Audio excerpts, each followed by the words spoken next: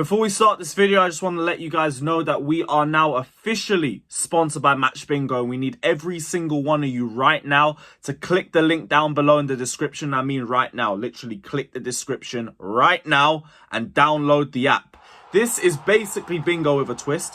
Instead of trying to call out numbers, you're trying to call out big moments in a match, like, let's say, goals, offsides, fouls. These are the sorts of games that you're trying to call out. And it is a gambling game, but you can gamble responsibly because you only can do a max of £2 per game. So you don't have to worry about spending too much or throwing too much money down the drain or anything. You can even do a couple free games if you just want to dip your toe in and get a little idea of what the app is about. So again, guys, if you guys do want to get involved, click the link right now. Click the link in the description below. Helps out the channel, and it is also a really fun game to do as well. So guys, again, click the link, download the app, and we'll see you over there. Hi everyone, welcome back to Chelsea Fan TV and welcome to a new episode of Round the Corner. Chelsea will travel away to play Nottingham Forrest. Just 3 games left, guys, of this season. The season finale is close, and as they say, sometimes there's a light at the end of the tunnel, and for Chelsea we have been in that tunnel all season struggling to get out, but we could potentially finish off with a positive little spark, because guys, things have been so dull. It's been such an ambiguous season. It's been poor, it's been better in some ways, and there's just been so much inconsistency. But since that 5-0 defeat at the Emirates, travelling obviously away to play Aston Villa with a good second half, to beating Tottenham at home and then thumping West Ham at home with 2 clean sheets and 7 goals scored, it certainly has been a better and a much more positive mood. I'm sure you all agree. However, is it possible that Chelsea's victorious streak, calling it a streak for 2 games, yes, I will call it a streak, is it possible that Nottingham Forest could cause an upset? It's their last home game. They've got 2 games left in total, and in order to stay up, they have to win 1, and they're obviously going to want it. They've been more punished, or not maybe more punished, but they've been one of the clubs that have been on the wrong end of a lot of officiating decisions this season, they'll argue. Obviously a couple points deducted, and they might say they've been mistreated in many ways. I think, and I feel like they are going to want to get everything possible out of this game and do some damage, and that is concerning. And surely Nottingham Forest can't do the double over us this season, can they? Stamford Bridge at home last year was a very poor game against Forest, I must say. That team and everything that we were figuring out at that time, we then soon realised it went on to be a lot tougher than we expected this season to really be, I suppose. But yeah, can they cause us some problems? Please let me know in the comments down below. I'm not too confident, but at the same time I will take a little bit of pride and self-esteem from the fact that we found our goal scoring ways, that defensively we've looked better.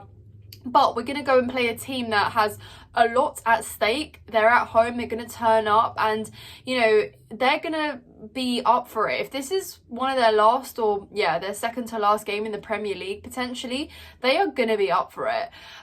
So I fear that. And our away record is still one that we need to fix. It's still one that we can't take too much reliability from because of how results have gone for us this season. But let's be a little bit hopeful for this one. Out of the 3 games that we have left, I do look at this one for some reason and feel a little bit skeptical, but I do still think that we can get something out of it if we set up in the right way.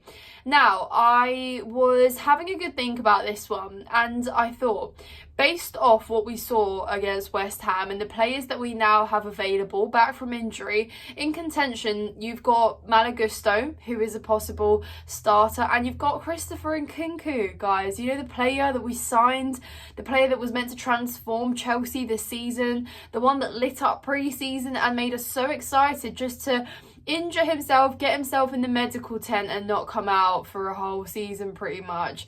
Christopher Nkunku has been so missed. How can you even miss something that you never really had, you know? But you guys get what I mean. I think he would have been such a big part of this season for us. And I don't know if any of you guys saw a table came out today, and I saw it somewhere on social media regarding how, so teams in the Premier League were ranked regarding how many injuries they'd had and how many minutes were missed due to injuries, and Chelsea led that. And I'm not surprised, you know. Everyone keeps saying that we've spent $1 billion and we've spent so much money, but how do you keep responding to those people that say that we haven't seen loads of that? We haven't seen the players that we paid large amounts of money for play for longer than like 5-10 minutes. Is ridiculous. But yeah, they just say we have excuses. But no, like the stats don't lie, the numbers don't lie, and we really have been injury ridden. But if Nkunku can play these last few games of the season, it would just be such a lift again. It would be so good to have him back, especially because I want the mood to be as positive and as united as it can be, purely just for the main character, Thiago Silva, who we're going to send off against Bournemouth. But we won't talk about that day because I'm still in denial it's happening, guys.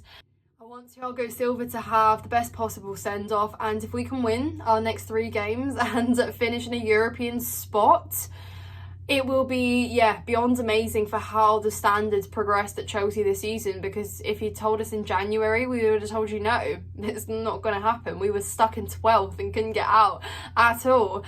But yeah, guys, let's get straight into the lineup and how I think we will set up. Depending on how brave Poch feels and actually just how fit these players are, I'm going to go with what I would like to see if, again, Malo Gusto and Nkunku are fit, because if you haven't guessed already, they are in my lineup. And I just really hope that, yeah, they are. Malo Gusto, we've seen in and out a couple times this season. I like to think that he's a player that's quite fit physically, and his fitness seems to be quite good. So I hope that, you know, he can come back with without a problem. But without further ado, Petrovic in goal. I've seen some people question Petrovic a little bit more recently because of, you know, particularly when you concede 5 goals, you know, at the Emirates against your rivals and whatnot. And it's not just against Arsenal that we've been conceding goals, but I have always backed him up with the fact that our defence, excuse me, has been quite shaky at times. You know, we've had a fair few struggles in terms of our defensive line, and you know, the fact that we've got Thiago Silva now provides a little bit of stability once again. But it's not just all been Petrovic, and I think the reason he shone so bright when he first arrived is because, you know, he was so great. And I just think because we are now scoring goals, it's easier to kind of say, you know, that he's great again. But I personally think that there is something special in Petrovic. I think he's got a good a good talent that we can mould potentially, and there is really something there, and I still prefer him over Robert Sanchez. But yeah, Petrovic in goal for me. Malo Gusto starts at right back, accompanied by Thiago Silva and Badiashile, who again, close duo, partnership. Let them continue on for however long they do have left together. Marc Cucurella as a left back because he deserves it. He's been incredible in recent time, and he's just been thriving in that inverted role. So long may it continue. Mark, this is your chance, mate. Prove us all wrong. You have been so good. Let us see some consistency though. See it out through to the end of the season. Into midfield, again, not spoiled entirely for choice, but it is going to be a case, I think, of seeing Caicedo alongside Conor Gallagher. Which means, and this is where I get excited moving further up the pitch, guys, I personally would play Nkunku in the 10. Let me know if you agree or disagree, by the way, with this lineup. I'd play Nkunku in the 10. I would play Cole Palmer on the right in his role. I'd play Noni Madueke out on the left because we know that he can play there. I'm pretty sure that Poch has started Madueke on the left with Jackson up top. How does that sound? Those 4, I think, will have so much room and so much opportunities for creativity, for link-up play. And I just think that we can really see something special there, and I hope that we can. But when Nkunku first arrived at Chelsea, I envisioned for him to play that role of a playmaker, and obviously with Cole Palmer, how good he's been for us scoring. If Nkunku can be that assister for Cole Palmer so he doesn't constantly have to be, you know, imagine how much more special and how much more threatening we can be up front. Yeah, that's something exciting. But yeah, guys, I think that's what I'd go for. But Nottingham Forest do have certain players that can punish us, you know, and I just think that it will be a difficult game. I don't think it will be a high scoring game.